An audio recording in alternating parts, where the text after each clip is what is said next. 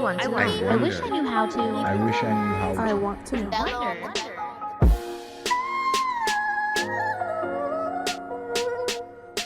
Wow, them fellas real sexy. And we're live. Welcome back to the Rising Adults episode 4? 4 already. All right. This one is about how to find the perfect apartment at the perfect price. Disclaimer, you cannot find the perfect apartment at the perfect price. This is not legal advice. But I am going to be talking about today my top tips that I personally have used or didn't use, so you can learn from my mistakes and not make them yourself. Julian knows a lot about that. Yep. For finding apartment hunting, finding your first apartment or your second, whatever it may be, however much experience you have, I'm pretty sure you can find something useful in this video. So stick around till the end and we have a fun segment for you. I think Julian is ready for that. We also have a little twist today, So today we're not allowed to say anything. This is recorded during the time of the coronavirus. I did not know about this before this started. Just so you all know. We're not allowed to speak about COVID-19 or anything. So anytime one of us mentions coronavirus, we get a point. And the one with the most points at the end is the loser. So you have a point now. Yeah, no. After, well, not yet. Right, and just to make things interesting, the loser has to sing 30 seconds of karaoke on our Instagram story of a song that the winner picks. So, and right now, place your bets. Come on, your boy has this. But anyway, with that being said, thank you for watching another one of our videos. If this is your first time here, thank you. Welcome to the Rising Adults. Welcome. We have a great one for you today.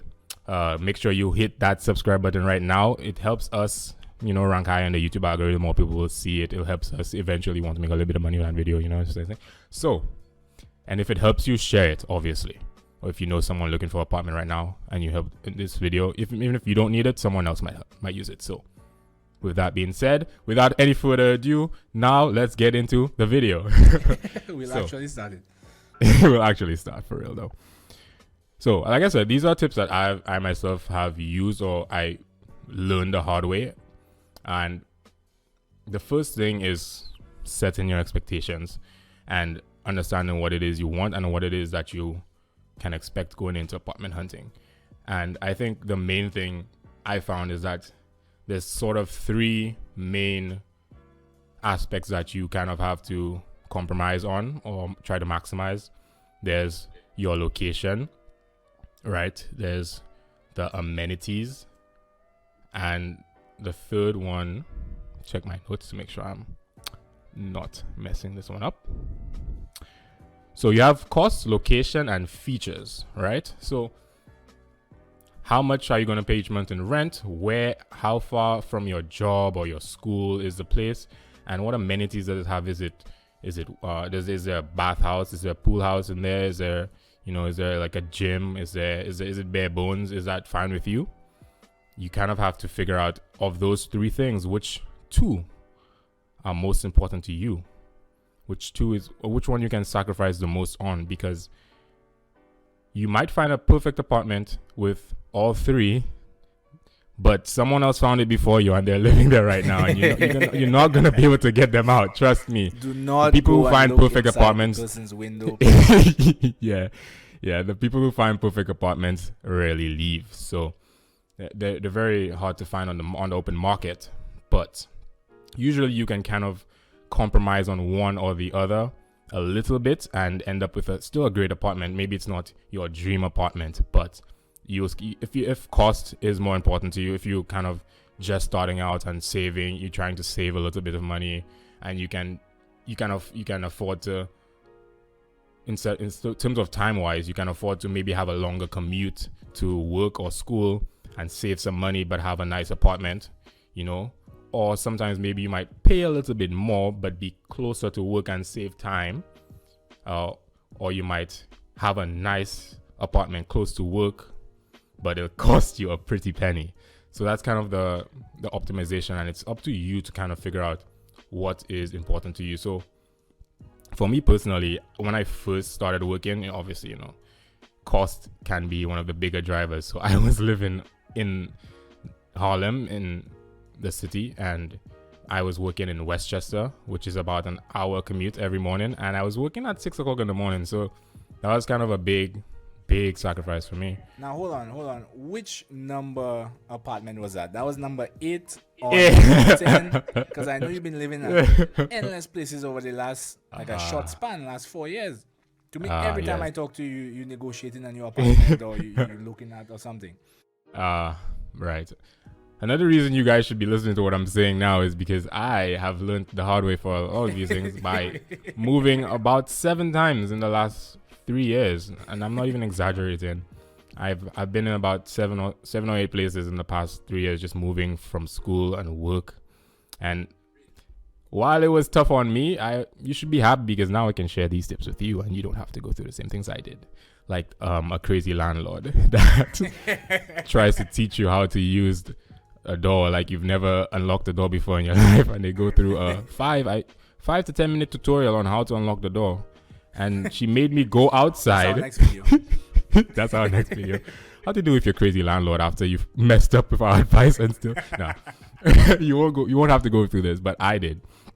This woman had me, because her bedroom was very close to the door, and she was saying she didn't like when people, because the way the apartment was her unit was kind of near the entrance, and it was like a separate unit where I was far in the back. And she didn't like when people made noise when they entered. So she was like, okay, so you have to, I quote, you have to turn the lock delicately as if it's a small child and you don't want to hurt it. And she made me go outside and then practice coming back inside. And the whole time I'm thinking, oh my God, I really wish I had somebody somewhere else right now. Yes, again. She made me do it twice, really.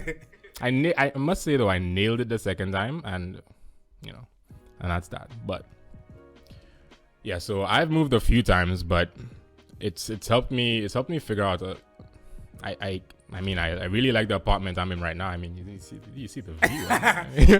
What's your view?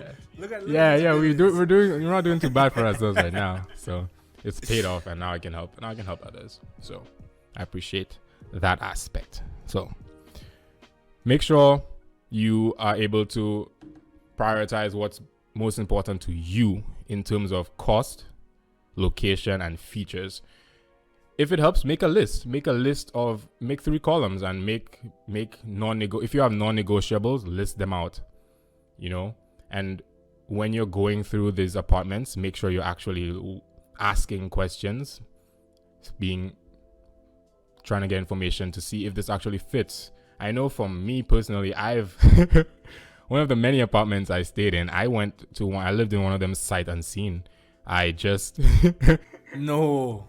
yes, just from pictures online, and you can imagine what kind of experience that was. I'll be talking about that a little bit later, trust me. So with that being said, the next tip I would say is it goes hand in hand with making a list of your desirables and undesirables, is while you are visiting the property, make sure you visit the property beforehand. But look out for red flags, and don't ignore the red flags when you see them. Don't think, oh, that's nothing. Like, if you know it's something that might bother you or something that's sketchy, listen to your inner voice.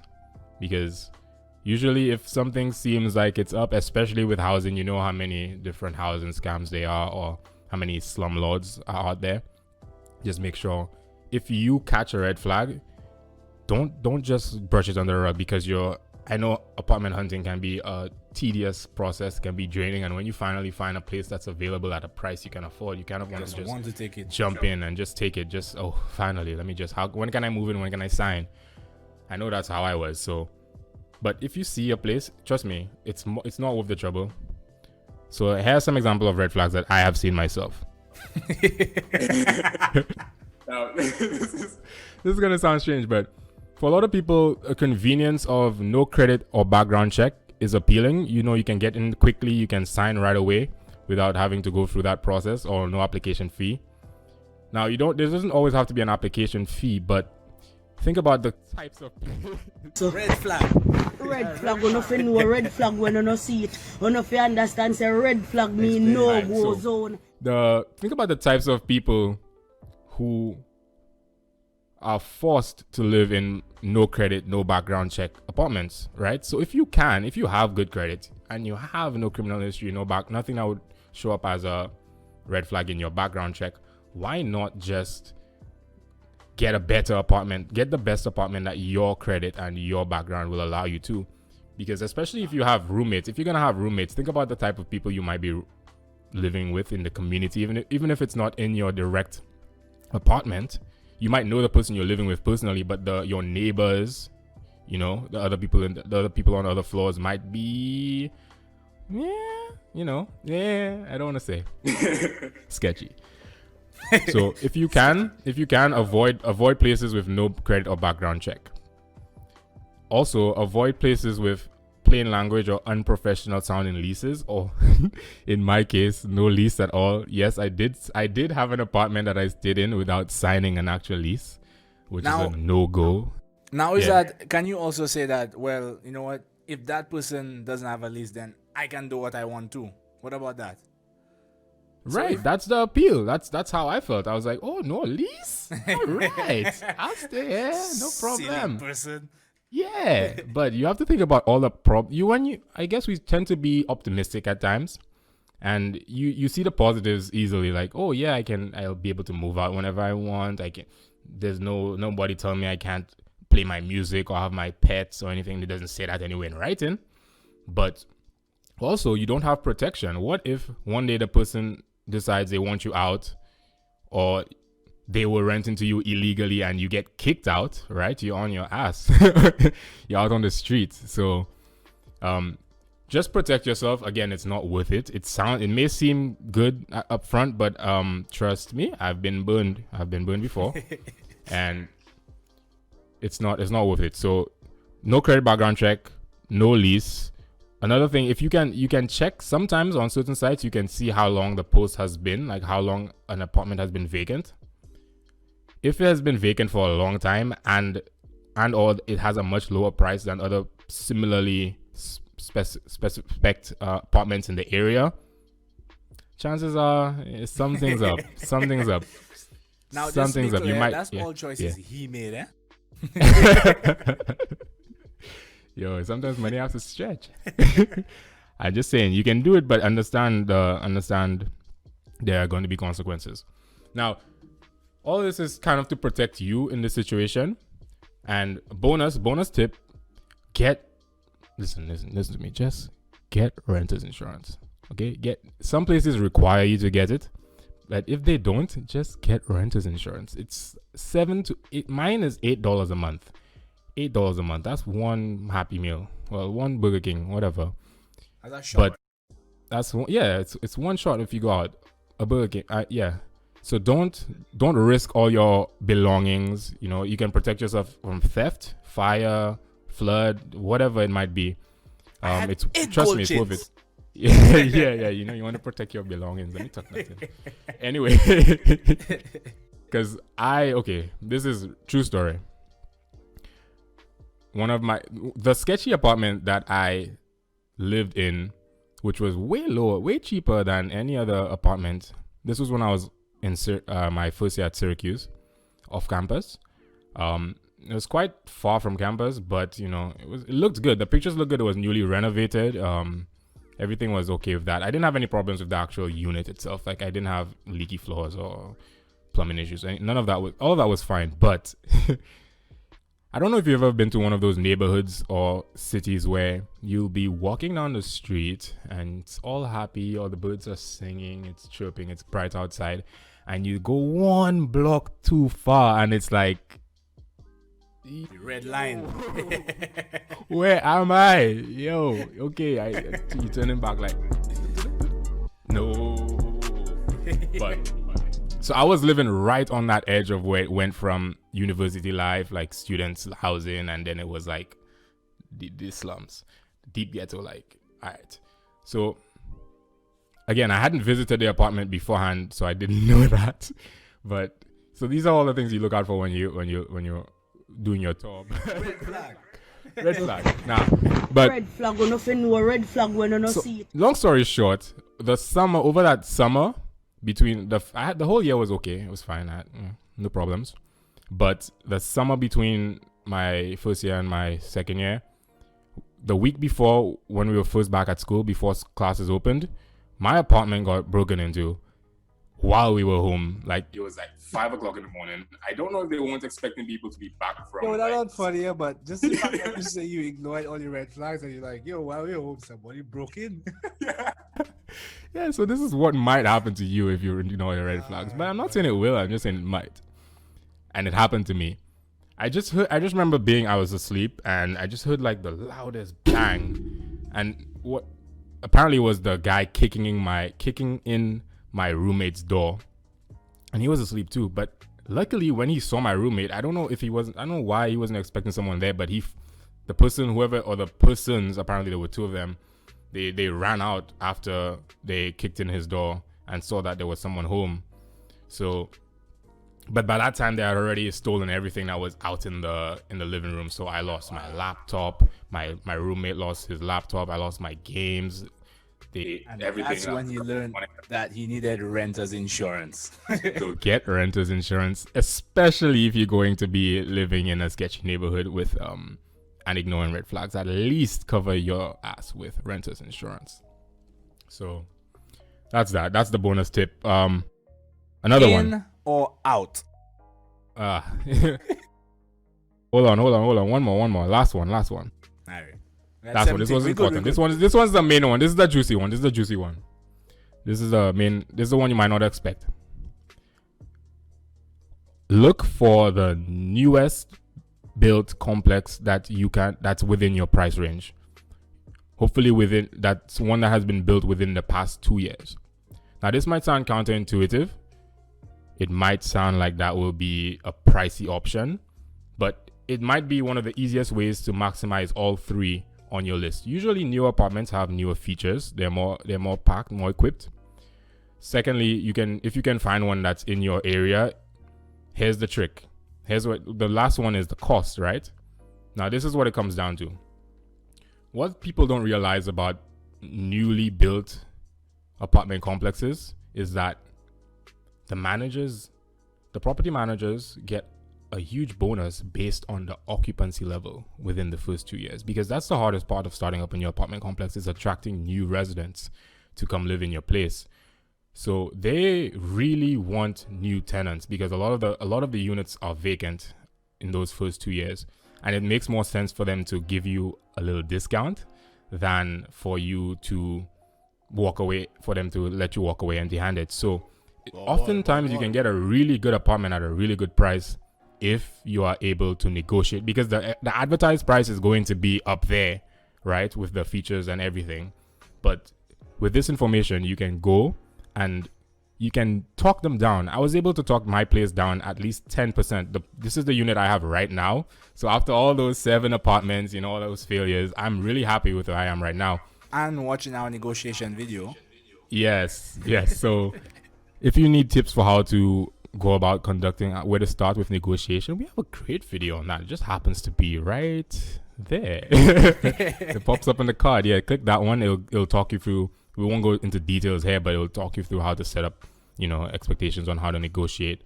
But that's a little known tip, is that you can really talk down. A lot of times there's actually referral bonuses too. So in this place, for example, there's a $500 referral fee. So if I got someone else to sign up here, they would give me $500 cash. So they're just really kind of desperate actually to get their place filled, because once they have people living there, then people usually renew their lease, or there's like 1 or 2 vacancies, and that's not a big problem. But imagine having a brand new complex with no one in there. If it's sitting there, that's just money being wasted. So they rather fill it up. So right. They can always raise rent afterwards. Right. So make sure you negotiate your rates. So if there are any new complexes, give them a try. They might be outside your range, but what's the worst that can happen? They turn you away. So just try to talk them down to your range. And again, our negotiating video will give you a good start on that. Yeah. All right. Now you ready for in or out? I'm ready.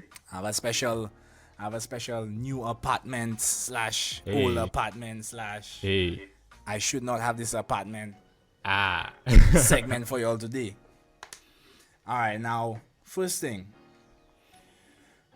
would you rather have roommates in a larger, spacious place or no roommates in a smaller place? Now, keep in mind, you never know what will happen. You know, you never know if you might be stranded in your apartment for months on end and you might have to tolerate people or not tolerate people. So just keep that in mind while you're answering that, eh? I almost you almost had me. I see what you're trying to bait me into. No, I'm not gonna say it. I'm not gonna say it. Well, while I've been home for this extended period, due to unforeseen circumstances, I have really valued the fact that I don't have any roommates. So if I could choose, even though the place is a smaller place, it's cozy. I'm an only child. I don't really need that much space or anything and that much company. So I'm happier to have the place to myself. That way you can kind of go wild. You know, sometimes the place ends up. If I'm being honest, there's days where it's like, ooh boy, I should really do something about that. It looks pretty clean to me. Yeah, I mean, No, I cleaned it up before. This Saturday was I did some cleanup this Saturday because I had some company coming over. Okay. The maintenance was coming to fix my sink, so I wanted them to. I didn't want them to see how I was actually living. True. You clean the little side of the toilet, the bottom. there Yeah, by I the did screws that hold it into everything. place. I went with a toothbrush and scrub. They'll be like, wow, that guy is neat. They know. All right. So yeah, next definitely one. I would choose a small place by myself. So, would you rather a really nice apartment, like several bedrooms to yourself, since you answered that to yourself, far from work, like an hour and a half commute, or you rather a smaller place that's not as nice but close to work? Not just work, but like work downtown, city, parties, everything. Yeah, I'm doing the location. Location is location for a reason. I learned that the hard way. I definitely value location now more than the amenities, especially if you're not spending. If you think about it, you don't spend that much time at home. Well, I don't spend that much time at home usually. Because So, of work doesn't or make- just in general? In general, I mean, I usually come home to sleep. I'm out. I'm working. I'm hanging out. I'm, like you said, especially if I'm in a better location, I'm doing what the town has to offer. I'm out seeing friends, all of that stuff. So I rather have that option. I rather not have to be home than have a home that's big. You know, it's big, it's nice, but if you're out in the middle of nowhere, sometimes that can like overshadow how nice your place actually is. So I'm going with the smaller pad, but downtown, man. Yeah, The last one, in or out? You ready? I'm ready. Do you rather a city apartment where you have no space, like no yard, nothing like that, no way to go outside? Oh, yeah. If you're at home, like on a weekend, or if you're stranded at home for a couple of months, who knows? Or you rather have like a big yard where you can do all your activities outside. You're not necessarily forced to leave to go to the park or to grill or do stuff in your own space. And just also keep in mind that there's always a possibility that you might have to stay home for an extended period of time. So in or out? Oh, you're really trying to bait me with that one, eh? Okay. What are you talking about? I don't know. Okay. Okay, so. Nah, that's the hardest. That's a tough one. You saved the hard one for last. Man. Especially growing up in St. Lucia, being accustomed to a yard and all that outdoorsy stuff and just going down to the beach and all that thing. I really like, especially where I'm here with all this open space. I'm joking, but I really do have a nice place of open space and a barbecue, a grilling area, a pool, all that stuff here. And I didn't have that when I was living in the city. So it's kind of a trade-off between kind of like cute, like cozy amenities with friends or like more general like city amenities. And I find it tough. I And don't know if I just have a picture your fair- friends can hang out with you for whatever reason. Well, if I'm picturing my friends not being able to hang out with me, I much rather be here where I have like things to do by myself. I can go out and sit out on the deck, you know, when it's good, especially now that the weather is good. Just sit out on the deck, listen to music, just listen to the birds, as crazy as that sounds. But there's something about it that's just relaxing, and I think for extended in the grand scheme of things, I'm happier here. I'm happier here. But I think it's like it's a difficult question, because if I'm not taking COVID into account, if I'm not taking isolation into account, I have a lot more friends and things and people to see in the city, so it's kind of a cheat. But if they were here, I'd prefer them to all be here and we can go down to the grill and do our own thing. So Yeah. I think I That'd be a prefer, nice but memorial. overall, I think I prefer like having more outdoorsy. Just for me personally, I prefer to have the option to do more outdoor stuff. Like there's a bike trail, there's a skating path, there's all that stuff here. So I think that's me. Yeah. Excellent. All right, well, that's all I have for you. And I can't wait to choose that song you're gonna sing for karaoke. There's still time. I have 30 seconds to make you say it. All right. Just for Well- a second, just quickly run through the main points of Right. what we should look for when trying to get into an apartment. What you Alright, would so do the now, first what thing- yourself today would do, Yeah. having known what you know now. Yeah. So make sure you subscribe to Rising Adults. That's the first step to again any good apartment. You have to be subscribed to Rising Adults. That's number one. You have to like this video. Okay. But in all seriousness, make sure you understand how you are personally going to maximize cost, location, and features. Sometimes you're going to have to make a trade-off between those. Make a list. Visualize yourself in the space. I may have missed that one, but visualize yourself in the space while you're on the trip. See if that's something that you can see yourself living there. Not just the apartment, but the area in general. Don't try not to get into a sketchy area. Yeah, walk 10 feet past the apartment. Yeah. Make sure you're on the line. Look to see what's on the streets around it, not just the street you're on. Look out for red flags, like no background checks, no lease, long vacancies, etc. No. Another one, make sure that they have a clear clause on how you're going to get your security deposit back. Oh my God, that could be a whole video on that one topic. We might have to revisit this one. Get renter's insurance. Ask plenty of questions. Negotiate and look for the newest built apartment complexes in your range. So that's that on apartment hunting. Thank you for joining us today. That was a fun one. And again, subscribe, like, comment. And that's it. Wow. Until next time, we do Rising Adults and we Rising up. Hey. Take a break from all the laughing you're doing there. Don't forget to like the video and hit that to subscribe so you don't miss out on any more. See you next time.